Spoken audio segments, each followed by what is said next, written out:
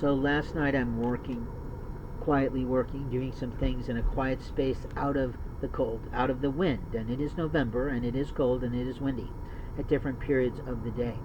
And when I'm working, a boy walks up to me after his girlfriend's trying to get him not to.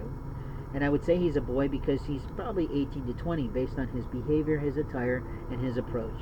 He wanted to know if I wanted his food that was in a bag.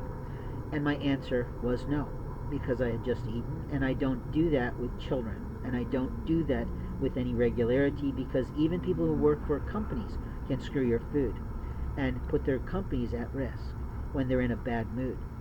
What I'm telling you, though, is that he continued to ask me whether or not I had a knife, which I thought was odd because his attitude is that I should hurt someone. He promised that he'd go off and get me some cookies for $1 because I thought I'd play him out of my situation space by giving him a little boy task.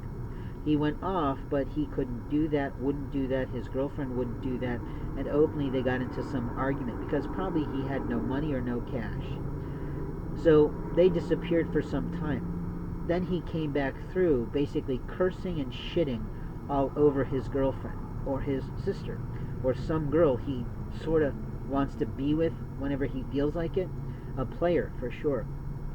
As an old man, I sat there listening to him, but he was basically threatening to kill someone and openly pissing all over her personality, her soul, and everything else. And again, as an older gentleman, in the olden days, we would have taken that child and dressed him down, or we would have verbally handled it in a different way.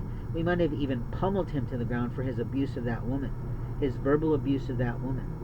Because I heard nothing in what he had to say that made me think she had done anything wrong in any way for that type of a dress down.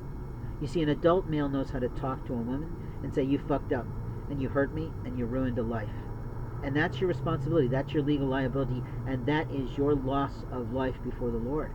You've created a life debt with your stupid behavior, your inability to talk, and your adolescent reality checks.